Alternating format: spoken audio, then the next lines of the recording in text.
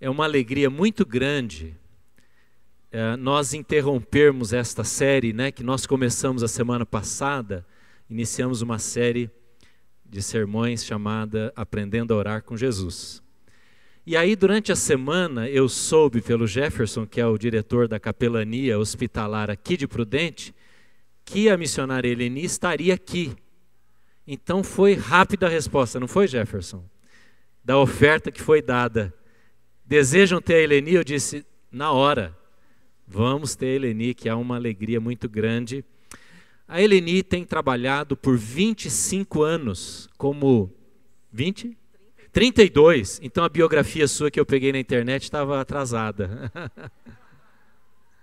32 anos em capelania hospitalar. Ela é capelã oficial de 2 hospitais, se não me falha a memória, do servidor público em São Paulo. Os servidores públicos aqui, né, sabem bem. Também do Hospital Militar, é isso? Cruz Azul. E coordena várias equipes de capelania no Brasil. A capelania hospitalar de Prudente, que é muito forte, tem muitos voluntários aqui, da nossa igreja inclusive, é neta da Eleni, através do ministério do fundador, do iniciador, Dr. Fábio Iqueda, que já não está mais aqui em Prudente, há muitos anos já. Então, a Eleni é casada com também um missionário que se chama Gavin. Gavin tem vários filhos e trabalha em São Paulo. E ela também é missionária da Igreja Presbiteriana do Brasil, nossa igreja irmã. Então, é uma alegria grande, viu? Ter a senhora aqui conosco, compartilhando a palavra. Tem vários livros nessa área de... acompanhando pessoas que estão em luto, em dor, em sofrimento. Imagino que muitas experiências contadas neste livro. Então eu passo a palavra para a irmã, que Deus abençoe. Muito bem-vinda à nossa igreja.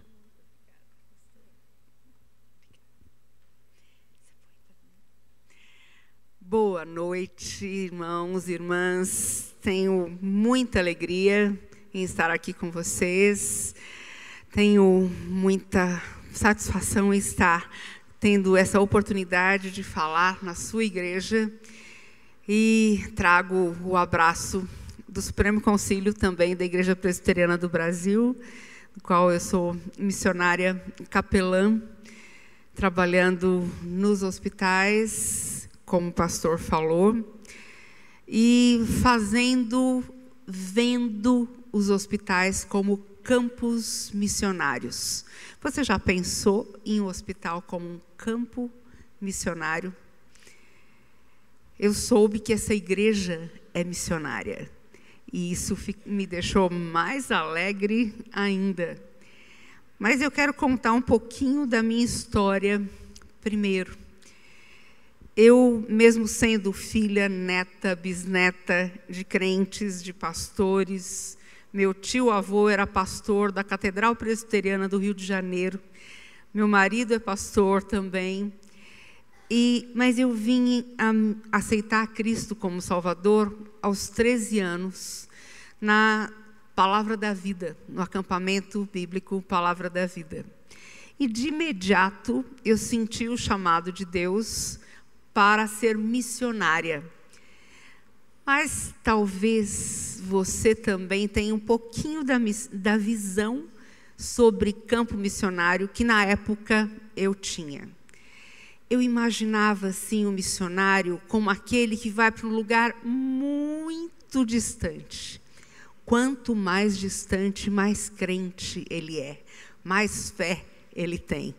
E eu enxergava o missionário na proa de um navio, falando adeus para sua família, abanando um lencinho branco, e a família toda chorando e falando, ele é tão espiritual, ele vai para um lugar tão distante. E eu falava, Deus, o Senhor me chamou para missões, mas não foi para ir para um lugar tão distante assim. Onde então é o meu campo? E logo me vinha à mente o campo missionário entre os indígenas. E eu enxergava assim, o missionário, coitado, com malária, raquítico, tremendo, numa canoa no meio do rio Amazonas, cercado por piranhas, jacarés, índios canibais, e a canoa estava furada. E eu falava: Senhor, também não foi para isso que o Senhor me chamou, não. Mas onde, então, é o meu campo missionário?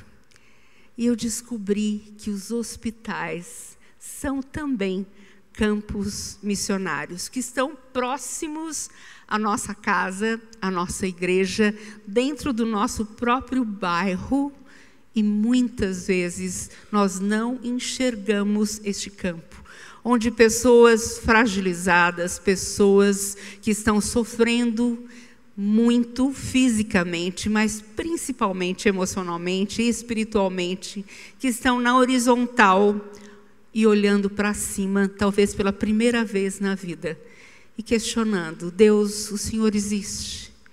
Será que o Senhor pode fazer alguma coisa pela minha vida? E eles estão revendo as suas vidas, revendo os seus valores e abertos para ouvirem a palavra de Deus. Algum tempo atrás, muito tempo atrás, eu estava andando pelo Hospital das Clínicas. Eu comecei ali como capelã titular do Complexo Hospital das Clínicas de São Paulo, onde fiquei 22 anos como capelã evangélica. E eu estava andando pelos corredores naquela tarde e orando: Senhor, eu só tenho tempo de falar com um paciente antes de pegar os meus filhos na escola, 4 moleques. E, por favor, me mostra qual paciente a quem eu devo me dirigir diante desse mar de pessoas dentro desse hospital tão grande. E Deus me mostrou o rosto de um jovem ao passar por um dos quartos. Esse rapaz estava chorando, olhos vermelhos, cansado de tanto sofrer ali, com 18 anos. E eu entrei naquele quarto, perguntei: qual é o seu nome? Ele falou: meu nome é Josué, mas me chamam de Branco Dinamite. Por que Branco Dinamite? Porque eu gosto de armar algumas brigas na rua, em festas. E conversando mais com esse rapaz depois, eu soube que ele era chefe de quadrilha de assalto à mão armada, de tráfico de drogas e usuário de drogas também. E o nome tinha sido dado pela sua avó evangélica, mas ele tinha sido criado na rua e descobriu ali a lei do mais forte. E eu pude ir conversando com o Branco, soube que ele tinha levado um tiro nas costas e a bala havia passado entre o coração e o pulmão, lesado a medula, saído pelo pescoço, e ele estava paraplégico, naquela época estava paralisado até o peito, e por isso ele estava chorando muito. O que seria da vida dele dali para frente? Eu pude apresentar o Evangelho. Branco Dinamite aceitou a Cristo como Salvador, e eu pude discipulá-lo durante os 4 meses que ele ficou internado naquele hospital. Depois disso, descobri que ele morava muito perto da minha casa. E eu falei: Branco, eu estou começando um trabalho com a vizinhança, e eu gostaria muito que você fosse lá em casa. Você topa? E ele falou: tá bom, vai me buscar, que eu vou para a tua casa. Enquanto o pai o arrumava e colocava a cadeira de rodas no porta-malas do meu carro, os amigos da quadrilha foram chegando para visitá-lo também. Uma cara pior que a outra. Pessoal cheio de drogas, com cicatrizes no rosto, muito doidos, uma linguagem toda diferente. E eu fui me encolhendo no cantinho da sala, orando: Senhor, me tira dessa. Como é que eu vou escapar dessa situação? E aí eu falei: Branco, vamos combinar uma coisa? Eu venho buscar você na semana que vem, tá bom? porque nessa semana os seus amigos estão aí, querem ver você, então eu volto na semana que vem. Ele falou, não, eu falei que eu iria para sua casa e eu vou. Falei, mas e eles? Não, eles vão junto. Vamos, turma, todo mundo para a casa dela. Gente, eu nunca fiz uma oração tão rápida na minha vida. Socorro, Senhor. E eu não tinha preparado um tema adequado para aquela turma, aquela noite. E quando eles estavam ali reunidos na sala, eram 30 naquela noite, meus filhos dormindo, e eu estava sozinha com eles ali. E eu perguntei, Senhor, e agora? Por onde eu começo?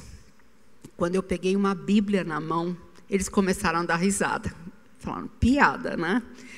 Nós estamos acostumados com drogas, com mulheres, mas Bíblia, o que é isso?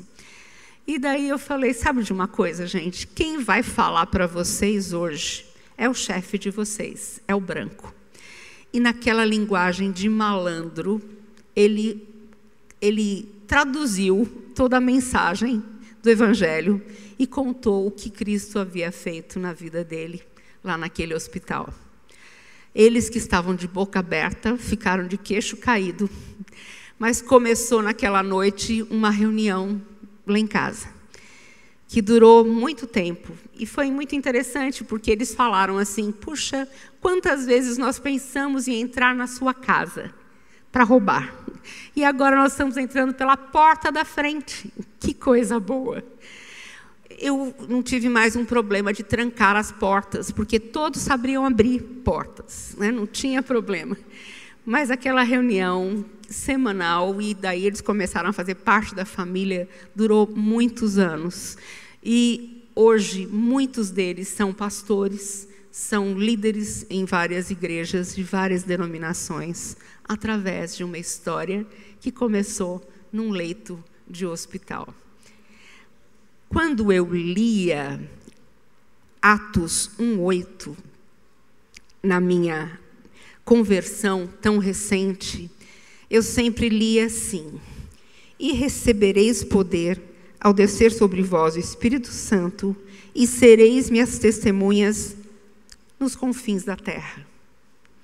Mas depois eu comecei a enxergar, tanto em Jerusalém, como em toda a Judeia e Samaria, e até os confins da terra.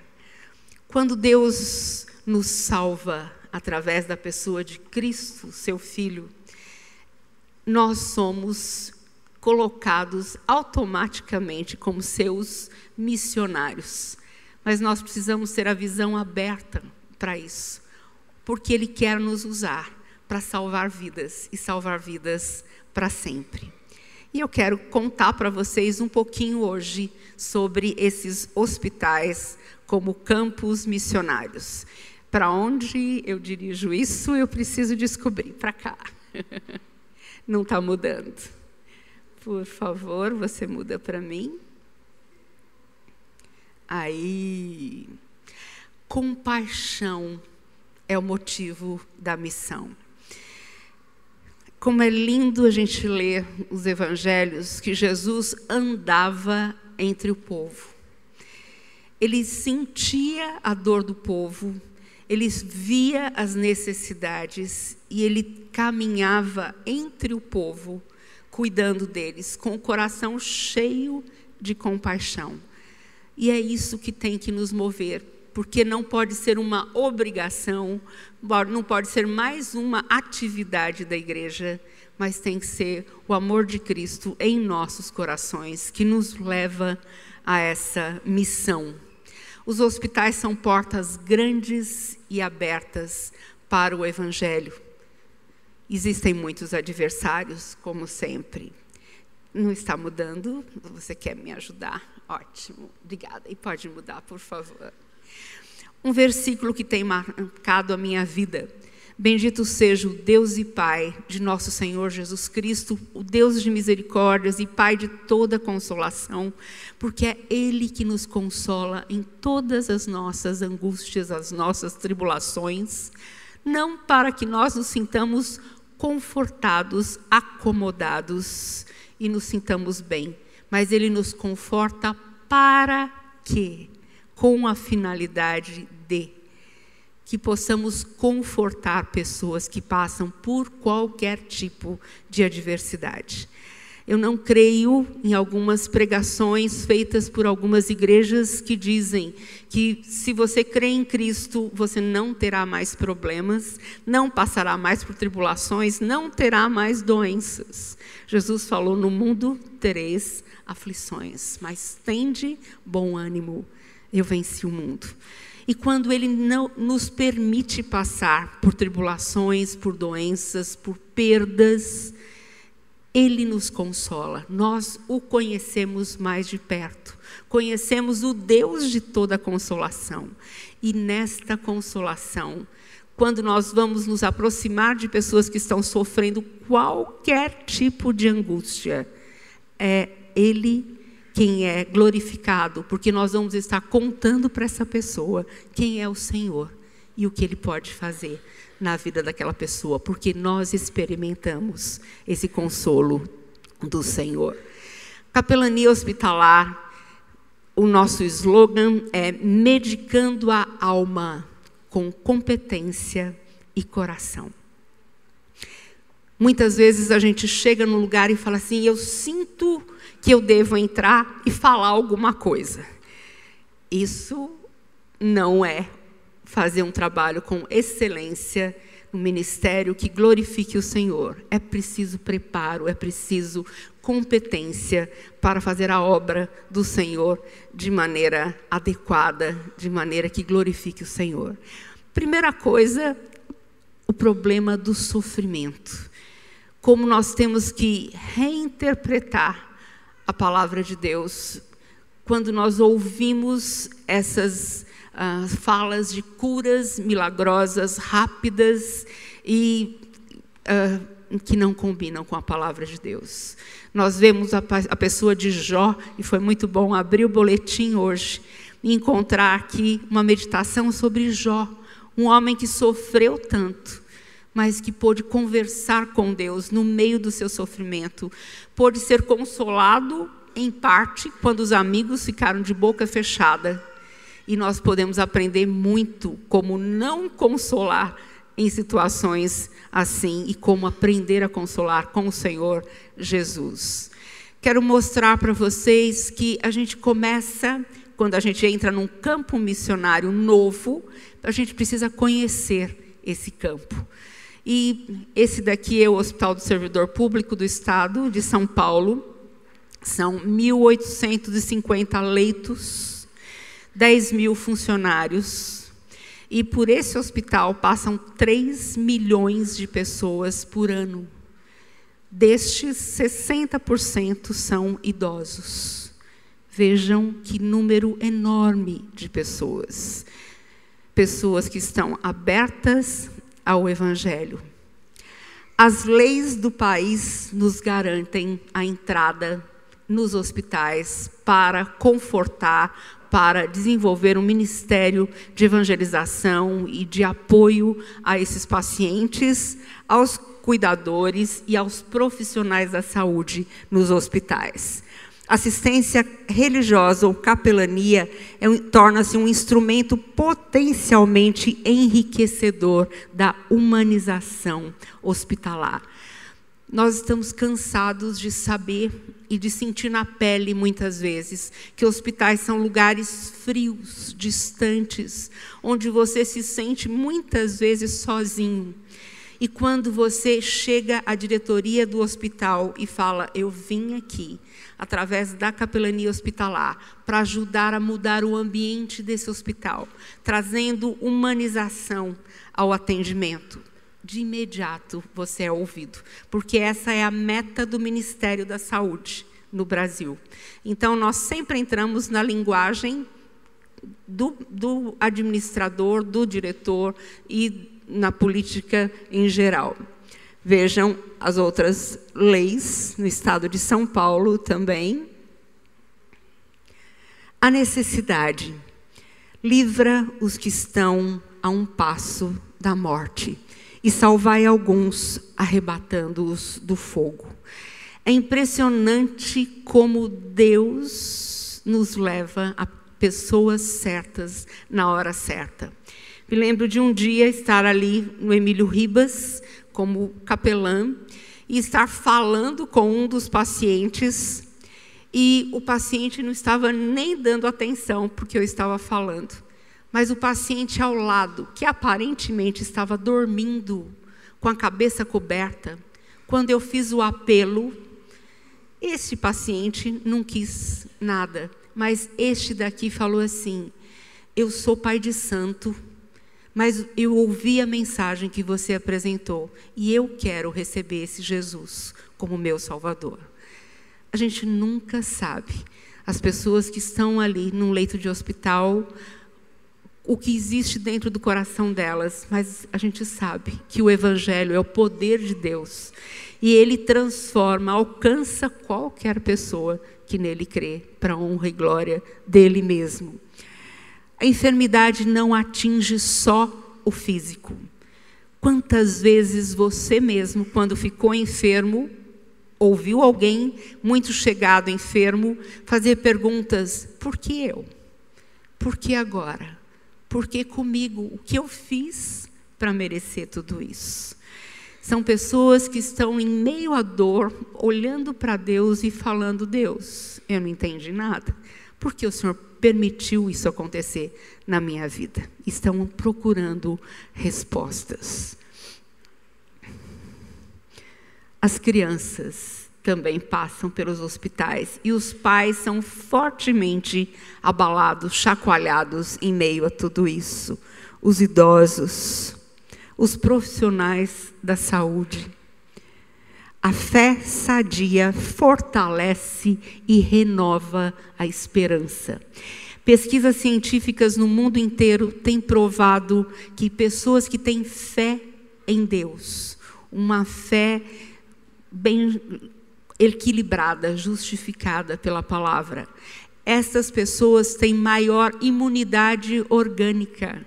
Elas resistem melhor a tratamentos difíceis e desenvolvem menos doenças oportunistas dentro de quadros infecciosos. Quando a pessoa perde a esperança, ela também tem uma queda na imunidade orgânica e fica à mercê de muitas coisas. Então, vejam, motivos para a gente começar um ministério hospitalar, como já existe aqui, graças a Deus, mas eu estou pensando no Hospital do Câncer, que está para ser aberto. E quantas pessoas com imunidade baixíssima que estarão ali. Se você não levar humanização e esperança, uma esperança que não acaba nem com a morte, para essas pessoas, elas vão ter muita dificuldade de enfrentar esse sofrimento.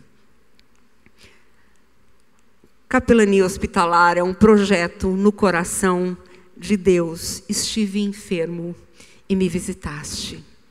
Os nossos objetivos, então, nós vamos estar trabalhando com uma equipe multiprofissional. Eu faço parte de uma equipe médica que discute os casos todos os dias e que visita os pacientes em conjunto. Então, nós ministramos em meio à equipe médica, aos pacientes e aos cuidadores também. E trabalho com cuidados paliativos a pacientes fora de recursos de cura. E é impressionante como a palavra é ouvida e é acolhida nesses corações. Nós estamos trabalhando para a manutenção da dignidade no final da vida. Vejam quantos objetivos que nós estamos dando às diretorias de hospitais como justificativa do trabalho de capelania hospitalar. Por favor, muda para mim. Pode mudar mais um. Ele não está querendo andar aqui. Deu? Não. Mais um pouquinho. Tive alguns pacientes muito especiais no setor de paralisia infantil do Hospital das Clínicas. Eram 7 pacientes com paralisia infantil, que estavam internados há 20 ou 30 anos no hospital. E muitas vezes nós chegamos lá para consolar os pacientes daquela unidade e saímos consolados. Principalmente a Tânia. Tânia era uma menina que havia aceitado a Cristo como Salvador ali naquele leito de hospital. A Tânia, paralisada do pescoço para baixo, o corpinho bastante distorcido pela enfermidade, mas a Tânia queria fazer alguma coisa. E ela perguntou para mim: escuta, eu aceitei Jesus como meu Salvador e eu não vou fazer nada para Ele? E eu fiquei pensando, Deus, o que eu posso falar para a Tânia que ela pode fazer? E eu falei: Tânia, eu quero que você faça uma coisa. Eu quero que você escreva versículos bíblicos com a boca, porque ela só podia usar a boca. Então, levava folhas de papel e ela escrevia com a caneta entre os dentes, apoiado no cantinho da mão que ela conseguia mexer ainda, escrevia os versículos bíblicos. Nós recortávamos em tirinhas esses versículos, enrolávamos, levávamos num pote de acetato e distribuíamos por todo o hospital. Quantas pessoas aceitaram a Cristo através da instrumentalidade da Tânia? Porque ela falou assim: eu não posso viver aqui sem fazer alguma coisa para servir ao meu Senhor. Que lindo quando você tem uma visão de missão. Cristo nos salvou para que nós pudéssemos levar a salvação às pessoas também. Quantos foram salvos através dela? Esse homem é uma pessoa muito especial na área médica, porque ele fala sobre medicina e fé. Dr. Harold Koenig. Dr. Koenig era alguém sem fé. E um dia, o seu colega de trabalho, ele é médico, psiquiatra, geriatra, pesquisador da Universidade de Duke, na Carolina do Norte. E um dia o seu colega médico falou: olha, eu vou ter que viajar em férias, mas eu preciso que você cuide de uma paciente para mim. Essa paciente é uma senhora, só tinha um filho. Esse filho sofreu um acidente de moto e morreu aos 18 anos. 6 meses depois, o marido, desenvolvendo um câncer, veio a falecer. Ela estava no cemitério, estava degelando a neve, e ela, no funeral do marido, escorregou, fraturou a cabeça do fêmur e foi hospitalizada. Passou por uma cirurgia, teve uma infecção hospitalar e está aqui há 4 meses e meio. E ele pensou: nossa, o que eu vou falar para essa mulher? Ela deve estar desesperada, angustiada, com raiva de Deus e do mundo inteiro. E eu não sei o que falar, eu não tenho alguma coisa a mais para dar para ela. E ele foi procurando o quarto dessa senhora. E encontrou a senhora sentada na cama, calmamente lendo a sua Bíblia. E ele ficou tão desconcertado que ele ficou mudo, parado à porta do quarto. Então ela olhou para ele e falou: doutor, eu posso ajudá-lo em alguma coisa? E ele ficou tão assustado com aquela paz que ele foi correndo para o dormitório dos médicos. Ali ele encontrou um Novo Testamento dos Gideões. Começou a ler, aceitou a Cristo como Salvador e dedicou toda a sua vida para pesquisa científica, para provar o impacto da fé cristã sobre a saúde física e mental.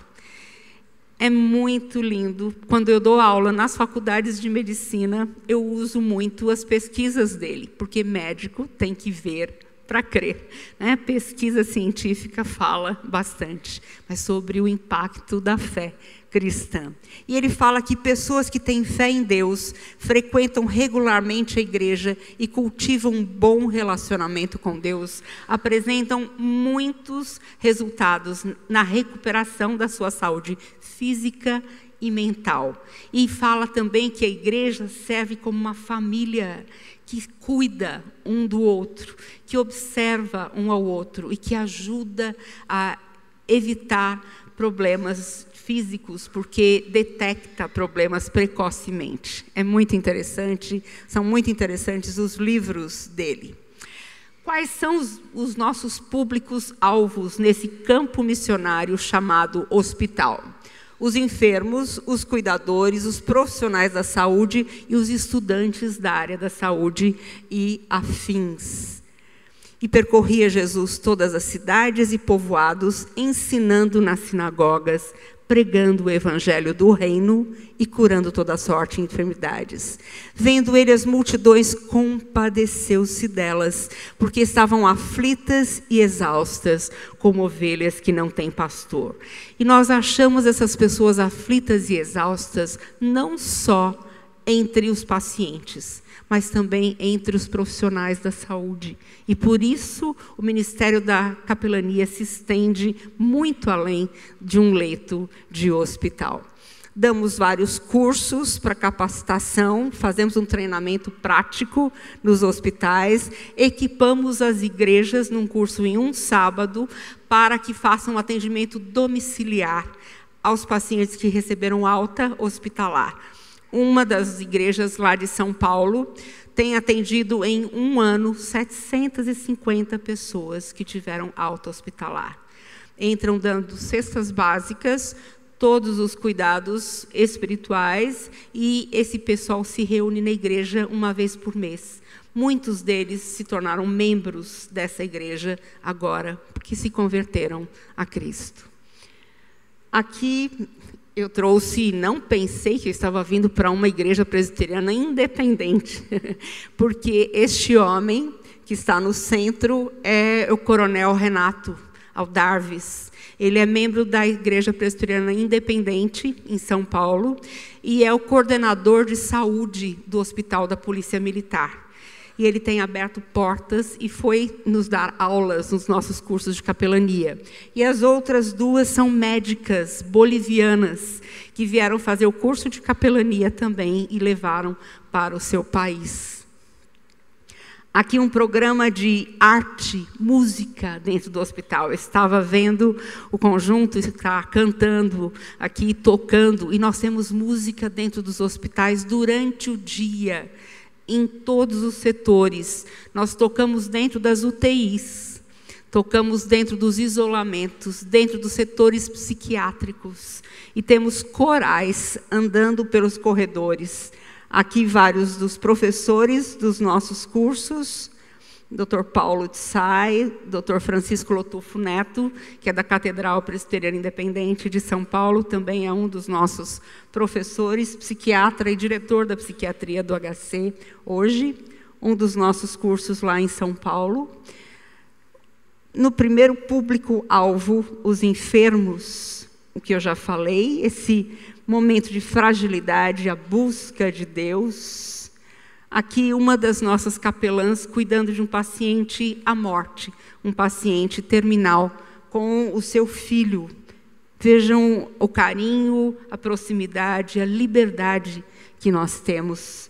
Aqui na sala da capelania, nós temos uma sala dentro de cada hospital onde nós temos capelania.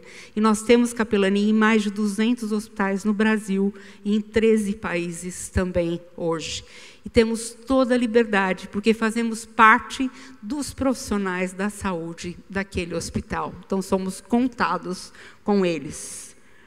Visita leito a leito, o cuidado para usar toda a paramentação adequada, aulas de biossegurança, doação de lembranças em datas especiais, capelania na pediatria. Até os fantoches usam a touquinha para brincar com a criança, e a gente pode entrar no setor de queimados com os fantoches e todo o material de maneira bastante livre. Crianças com câncer. Nós temos uma casa chamada Casa do Aconchego, que fica a meio quarteirão do Itaci, Instituto de Tratamento de Câncer Infantil. E ali cuidamos das mães e das crianças com câncer também. Aqui no ambulatório do hospital, orando e fazendo atividades com as crianças na quimioterapia do hospital. Na quimioterapia também, com os fantoches. na brinquedoteca do hospital, na UTI da oncopediatria. Aqui também, vejam o fantoche que está deste lado. O fantoche que é confeccionado especialmente para essa situação também tem braço quebrado e curativo na cabeça. Porque a criança que não fala com ninguém, fala com o fantoche. E o fantoche chega e fala, está doendo. E a criança fala, está doendo em mim também. E aí eles começam uma boa conversa e é usado como objeto de evangelização dentro dos hospitais. Vejam o uniforme das nossas meninas que trabalham com as crianças, super colorido, fantoche. Aqui no ambulatório de um dos hospitais, os médicos, os enfermeiros e os pais ficavam malucos com a barulheira das crianças que não tinham paciência para esperar a consulta. Mas quando veio uma das nossas capelãs para contar histórias bíblicas e fazer recorte, colagem, pintura, aquilo que a gente faz na escola dominical com as crianças, o ambiente mudou completamente dentro do hospital. Uma das nossas capelãs brincando com uma criança com AIDS dentro do Hospital Emílio Ribas e contando histórias bíblicas. Veja que foto linda. Aqui na brinquedoteca, aqui visitando uma criança em isolamento, brincando com a criança com material da Sociedade Bíblica do Brasil.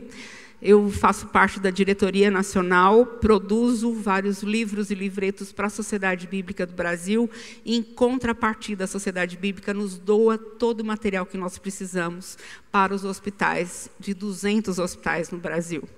Então, com isso, nós temos um material colorido, lindo, e que todo mundo gosta e aproveita muito no leito.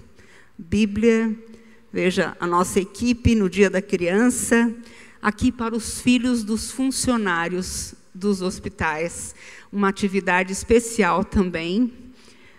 História bíblica, história no ambulatório. O nosso pessoal aqui, uma é assistente social, outra é dentista, outras duas são missionárias, contando história para os adolescentes, entrando no setor de queimados, usando toda a paramentação para isso, com uma criança e a mãe com câncer, uma criança no Instituto de Tratamento de Câncer Infantil, ali também em isolamento, dando bíblias ilustradas, doando material da Sociedade Bíblica e lendo para esses pacientes. Aqui no ambulatório, meu filho, que também é capelão, está ali de branco, Denis, e nós fazemos campanhas com as igrejas e arrecadamos kits de higiene. Colocamos dentro uma literatura bíblica e todas as datas especiais nós distribuímos essa literatura com kit de higiene dentro do hospital. Aqui uma briga na Páscoa entre o coelho e o cordeiro. O coelho chega lá todo feliz, falando, oba, hoje é meu dia, dia de comer chocolate, Páscoa é coelho, é chocolate. E o cordeiro fala, está muito enganado, é meu dia. E aí, diante do leito da criança, conta a verdadeira história da Páscoa. Com os idosos, no artesanato, um dia do idoso, dia da criança. Aqui é uma das nossas capelãs, que é especializada em criança, que ela tem 1,87 m de altura, e é o médico-chefe da pediatria do Hospital Emílio Ribas, que tem 1,50 m de altura. E é muito interessante como os médicos entram junto nessas brincadeiras, e ele foi pedir a mão dela em casamento no meio do corredor, diante de toda a criançada internada. Foi uma festa só, foi muito divertido ali. Vejam, tudo que é data especial é comemorado. Artesanato dentro do hospital, no leito do hospital, porque enquanto a gente faz artesanato, a gente conversa. A gente apresenta a pessoa de Cristo, a gente conforta o coração daquela pessoa. no ambulatório do hospital. Aqui é um conjunto, um coral de médicos. Esse coral de médicos é dirigido por esse médico que está de camisa clara, Dr. Paulo Tsai. Ele é oncologista e radioterapeuta. E ele foi chamado para o Ministério de Capelania quando ele estava fazendo a Faculdade de Medicina da USP. Todos os anos eu dava uma aula para os estudantes calouros. Alguns se convertiam e outros se dedicavam ao ministério. Faz 25 anos que o Dr. Paulo Tsai dirige o conjunto de médicos e estudantes de medicina da USP, e eles cantam todas as segundas e quartas-feiras, leito a leito, no hospital, anunciando o Evangelho. Vários corais de igreja, conjuntos musicais, orquestrais, tocando em todos os setores. Pastor Nelson Bomilcar, nosso querido companheiro também de trabalho, e foi muito interessante, porque com esse paciente, nós entramos antes e perguntamos, o senhor permite que a gente cante aqui com o senhor? Ele falou, canta de uma vez, vai. Sim, me livro de uma vez. Pastor Nelson, muito sábio, entrou e perguntou, de que ritmo o senhor gosta? Samba, eu sou sambista, compositor. Daí o Nelson Bomilcar tocou todas as músicas, os hinos, em ritmo de samba. E ele acabou cantando junto. E daí não queria que a gente saísse de jeito nenhum, né, do hospital, do leito. Harpa dentro do hospital. Vejam, os profissionais da saúde param para participar, para ouvir, filmam, participam. Aqui o cuidador familiar é o nosso segundo público-alvo. A gente às vezes foca no paciente, mas esquece que aquele que está cuidando do enfermo, às vezes sofre tanto quanto ou mais, principalmente no caso das crianças. A criança não sabe o que ela está passando, mas a mãe sabe. E ela também precisa de carinho, precisa de cuidado. Então, nós temos um enfoque aqui, a Igreja Batista da Água Branca, com o pastor Ed René, levando os seus cabeleireiros e esteticistas para o Instituto de Tratamento de Câncer Infantil no Dia das Mães, fazendo maquiagem, corte de cabelo, manicure e um lanche especial para essas mães. Eu me lembro que um dia nós chegamos lá e pusemos uma toalha na mesa e xícaras de porcelana e convidamos as mães para saírem dos quartos e tomarem um chá da tarde conosco. Uma das mães segurava a xícara e falava assim, isso não aquece só a minha mão, aquece a minha alma. Vocês se preocuparam conosco. E a gente fala sobre como Deus se preocupa com elas. A outra passava a mão na toalha de mesa assim e falava, nossa, essa toalha de mesa me faz lembrar de casa, de família. Faz tanto tempo que eu como num bandejão, com tudo descartável, mas a toalha me faz lembrar da minha família. Quantas coisas que nós podemos resgatar e usar para apresentar o Evangelho também. Andando no hospital, palhaços, literatura bíblica, e os profissionais da saúde são o nosso alvo hoje para evangelização.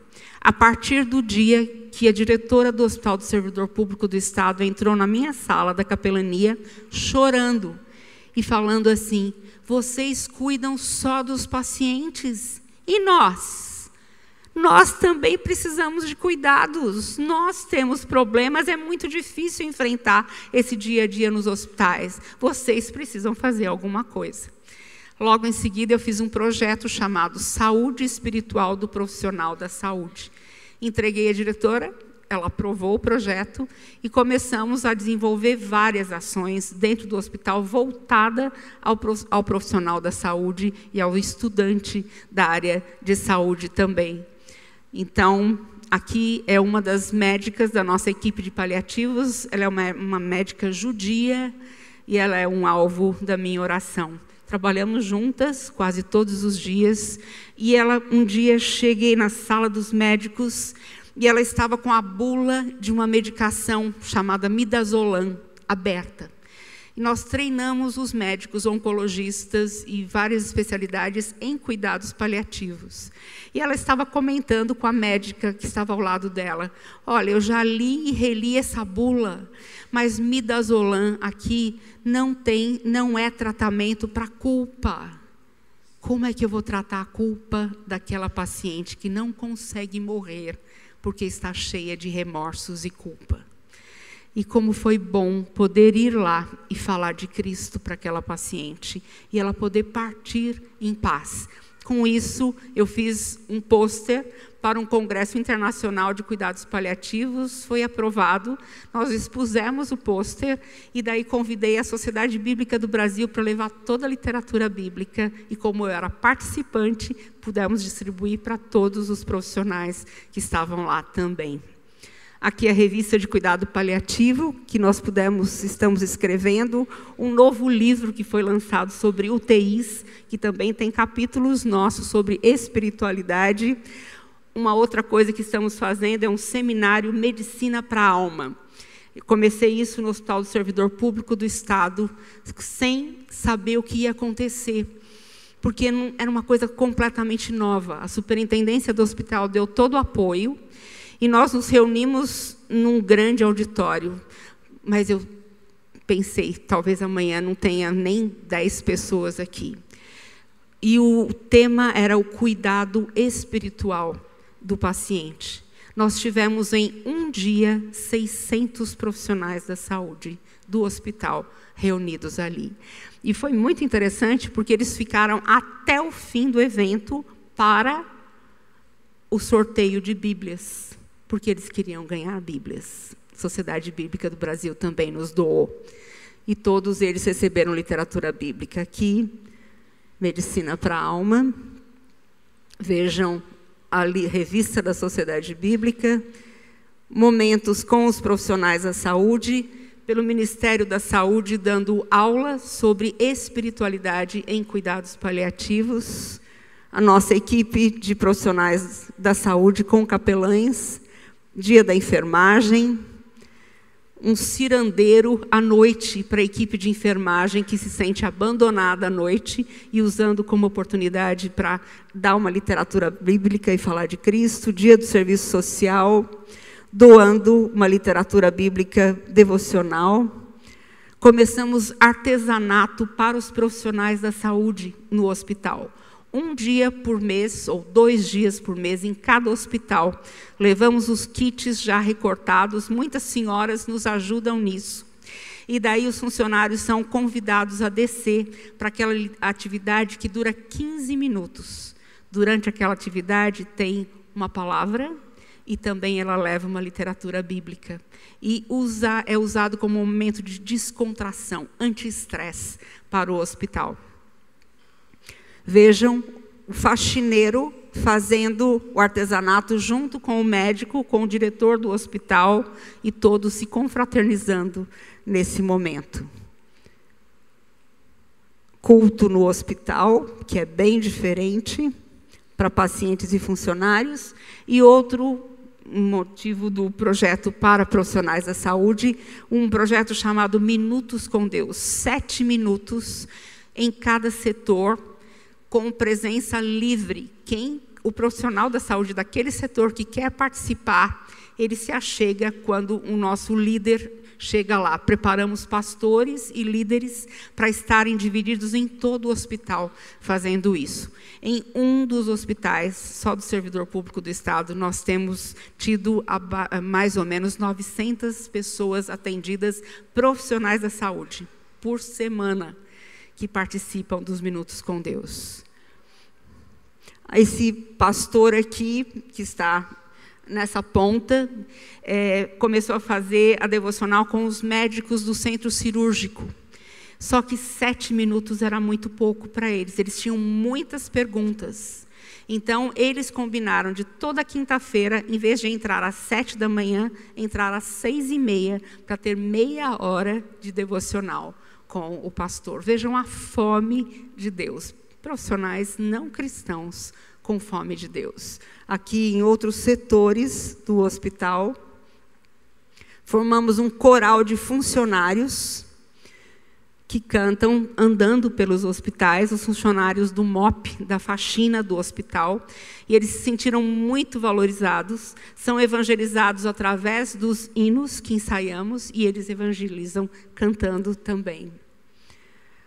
Neste ano passado, atendemos aproximadamente em 12 hospitais, e na Casa do Aconchego fizemos 600 mil atendimentos. Um slogan da União Nacional Evangélica da Saúde diz: passam mais pessoas pelos hospitais do que pelas nossas igrejas. E é verdade. Por 12 igrejas não passam 600 mil pessoas. E aqui, fechando a Casa do Aconchego, que é a casa que nós precisamos, que nós temos ali pertinho dos hospitais. Mas eu quero terminar falando sobre a medicina precisa de Deus. E contando a história da Doralice. Doralice era uma garota de 16 anos, que depois de uma briga com os pais, ingeriu soda cáustica. E ela chegou no hospital muito queimada por dentro. E ficou ali 6 meses. Muitos litros de soro, de sangue, muitas cirurgias. E o cirurgião, Dr. Salomão Scheibe, muito feliz com os resultados, com a recuperação da Doralice, depois de 6 meses lhe dá alta. E ele coleciona todos os relatórios médicos para apresentar num próximo congresso médico como coroação da medicina. Salvamos a vida da Doralice. 3 dias depois da alta, ele é chamado ao pronto-socorro do hospital. Doralice tinha acabado de dar entrada no hospital e o corpo dela ainda estava quente. Ela havia cometido suicídio ingerindo formicida. E o Dr. Salomão Scheibe começa a se questionar sobre o que é salvar vidas.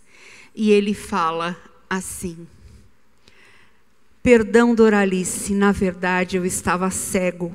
Preocupá-lo com os males do corpo, esqueci seu espírito mais doente ainda.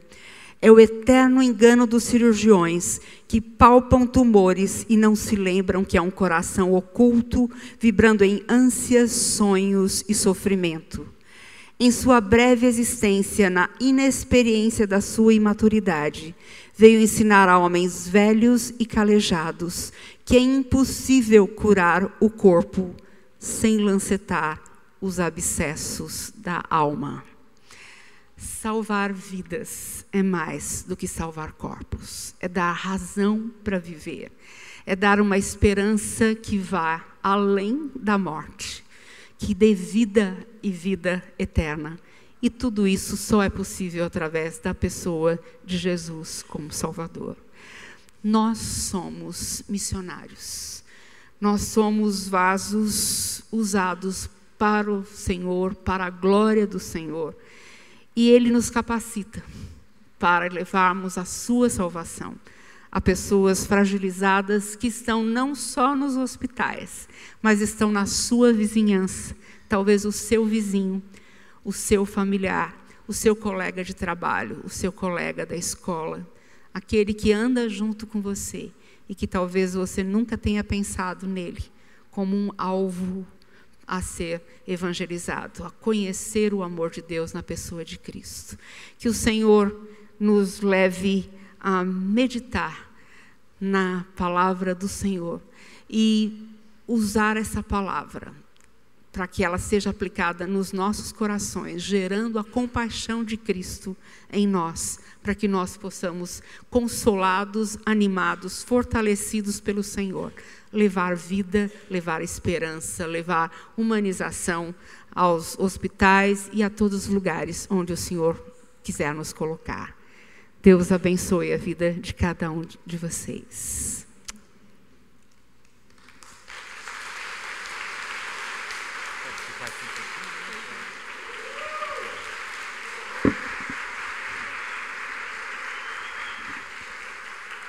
Quem foi abençoado, diga amém. Que testemunho, não é? Eu estava pensando enquanto ouvíamos aqui a nossa irmã Helenice, quanta criatividade, não é? Não é maravilhoso? A gente vê o potencial que está nas mãos de cada pessoa, cada um aqui, cada um de nós. Deus pôs alguma coisa nas nossas mãos, não é? Onde você trabalha, na sua casa, no seu condomínio, no seu lugar do escritório, no seu esporte, onde você vai jogar bola, onde você vai correr, não importa. Quanta coisa. A gente viu gente fazendo fantoche, cantando, tocando, não é? Os Gideões que puseram um Novo Testamento lá na sala dos médicos. A gente vê médicos fazendo trabalho, enfermeiros, enfim, tanta variedade. E eu fiquei pensando, e eu queria pedir que você orasse por nós, Eleni. O que Deus pode fazer através de nós esta semana? Através da sua vida e da minha. Talvez um vizinho seu esteja doente. O que você pode fazer por ele? Você pode levar os filhos dele na escola? Você pode fazer uma forma de bolo e levar lá de presente, não é? Para a família saborear. Você pode mandar uma palavra, um texto. Essa menina que escrevia com a boca, que coisa fabulosa. Eu queria desafiar você a não mandar no WhatsApp, não mandar numa mensagem de celular. Pega o telefone, liga, ou escreva alguma coisa com a mão. É muito mais tocante. A gente está tão acostumado com a tecnologia impessoal, fria. Se você não tiver outro jeito, faça assim, mas se puder, peça para Deus te dar um contato a partir de hoje. A partir de hoje. Quem é que Deus quer usar? Ou para quem Deus quer usar a sua vida, a minha vida, nesta semana? Quem é essa pessoa? Pode ser uma pessoa que esteja bem próxima. Talvez você queira fazer parte da capelania. Fala com o Jefferson aqui, levanta a mão, Jefferson. Talvez os Gideões, não é? Talvez da Operação Alegria. Ou talvez individualmente, eu e você, Deus quer nos usar. Você lá no colégio, né? Lá na faculdade. Como é que Deus quer usar a sua vida? Quando um amigo chega e diz, meus pais estão se separando. Minha mãe está no hospital. O meu avô morreu. Como que Deus quer usar? É só para dizer, é assim mesmo? Não. Mas é para levar a semente do amor de Cristo, amém? Então eu gostaria de pedir que a missionária Eleni orasse por nós agora. Nós vamos terminar o culto com essa disposição. Quem é que quer mesmo, levante a mão, num compromisso com o Senhor, dizer, Senhor, eu quero de alguma maneira ser usado por Ti. Levante a mão. Lá na galeria tem alguém? Tem. Como Deus vai usar você, eu não sei. Mas Ele sabe. Ele sabe, na sua profissão. Quem sabe lá no seu fogão, não é? Lá no seu contato. Vamos orar. Vamos pedir que Deus coloque na nossa mão alguma coisa para fazer por alguém, a partir de agora. Pode ser na saída agora, chegando em casa. Você vai pegar o telefone, vai orar, ligar para alguém, vai dizer, olha, eu queria orar com você. Posso orar com você? E essa pessoa vai ser abençoada. Tá bom? Então eu queria pedir para você, de uma forma simbólica aqui, colocar a sua mão aí na sua frente, aberta assim, e pense, Deus colocou alguma coisa na minha mão. A profissão, os contatos, amizades, seu telefone, sua faculdade, seu colégio, seu esporte. Pense em alguma coisa que Deus vai usar para a glória dEle. Para a glória dEle. Vamos orar.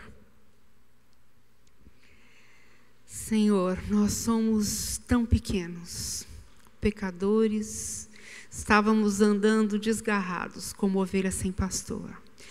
Mas o Senhor, pelo teu amor, graça, misericórdia para conosco, se inclinou para nós, veio em nosso socorro e nos deu o que o Senhor tinha de mais precioso, a vida do seu próprio Filho, para morrer numa cruz no nosso lugar, pagar por todos os nossos pecados, nos dar paz com Deus, nos dar a certeza de uma vida abundante, andando com o Senhor a cada dia, e a certeza também de uma vida eterna.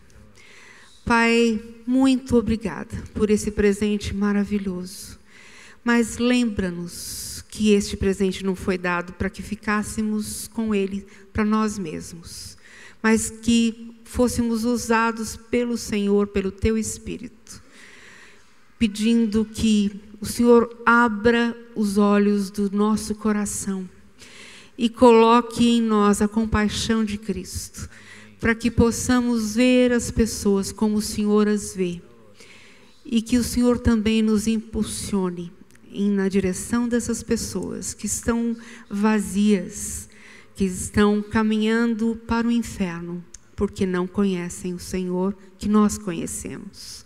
Nos ajuda, Pai, para que possamos compartilhar com elas o Teu amor e possamos ter a alegria de levar pessoas aos Teus pés, de glorificar o Teu nome através das nossas vidas como vasos nas Tuas mãos, para a honra e glória do Teu nome, Pai. Abre os nossos olhos e mostra-nos a quem devemos falar a partir de hoje, Pai. E dá-nos autoridade em Teu nome, capacidade vinda pelo Teu Espírito. E usa-nos para a honra e glória do Teu nome. Em nome de Jesus. Amém.